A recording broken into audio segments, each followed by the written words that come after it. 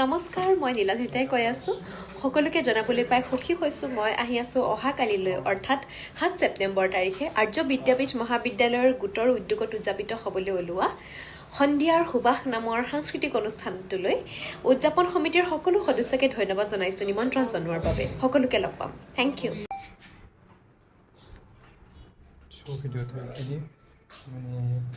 আৰ্য বিদ্যাপীঠ কলেজৰ আজি আৰ্য বিদ্যাপীঠ কলেজ অট'নমাছৰ আজি আৰ্য বিদ্যাপীঠ কলেজ অট'নমাছ গুৱাহাটীৰ আজি 7 ছেপ্টেম্বৰ 7 ছেপ্টেম্বৰ 2025। গতিকে 7 ছেপ্টেম্বৰ 2025ত আজি ফ্ৰেছাৰ্ছ উদযাপন কৰা হৈছে। আজি গধূলি 5 বজাৰ পৰা ফ্ৰেছাৰ্ছ আৰম্ভ হ'ব। আপোনাৰ 6 বাজিব আৰম্ভ হওঁতে 6টা 6:30 বাজিব আৰম্ভ হওঁতে। সেইটো কাৰণে আপোনাৰ ফ্ৰেছাৰ্ছ উদযাপন কৰা মই জনাই দিলোঁ ইউটিউবত, লগতে ইনষ্টাগ্ৰাম ফেচবুকতো জনাই দিছোঁ। এইবিলাকতো আৰু নীলাভনীতা অসমৰ জনপ্ৰিয় কণ্ঠশিল্পী নীলাভনীতা বা আহিব। তেওঁৰ ছ'চিয়েল মিডিয়াত তেওঁ হেণ্ডেলত জনাই দিছে, ফেচবুক ইনষ্টাগ্ৰাম ইউটিউবত তেওঁ জনাই দিছে। এই ভিডিঅ'টো আপোনালোকক মই আগতে দেখুৱাম এই শ্বৰ্ট ভিডিঅ'টোৰ জৰিয়তে চাই দিব এইখিনি। আৰু আহিব আপোনালোকে সকলো আহিব। আৰু ভেন্যু স্থান হৈছে Arya Vidyapeeth college autonomous Guwahati playground অৰ্থাৎ ফিল্ডত এই অনুষ্ঠানটো হ'ব। ফ্ৰেছাৰ্ছ 2025 আজিৰ তাৰিখ 7 ছেপ্টেম্বৰ 2025, 7 ছেপ্টেম্বৰ 2025। টাইম ৰাতিপুৱা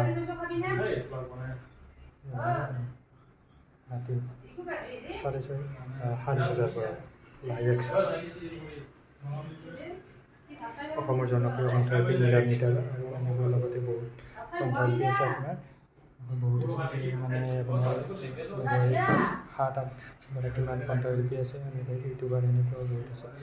আৰু লগতে অসমৰ জনপ্ৰিয় কণ্ঠশিল্পী চং আৰু জুবিন গাৰ্গ, ৰাকেশ চন্দ্ৰ, দীক্ষিতা, প্ৰাণদীপ দা এনেকৈ বহুত জনপ্ৰিয় কণ্ঠশিল্পী লগত গীত পৰিৱেশন কৰা আমাৰ মৰমৰ বা বুলি কওঁ নীলাভনীতা বা।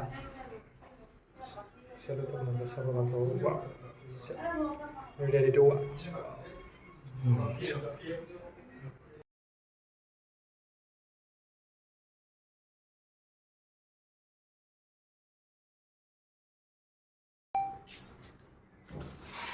আপোনালোকে চাব আহিব। এইখিনি আৰু ভিডিঅ'টোৰ জৰিয়তে আপোনালোকক দেখাই দিলোঁ।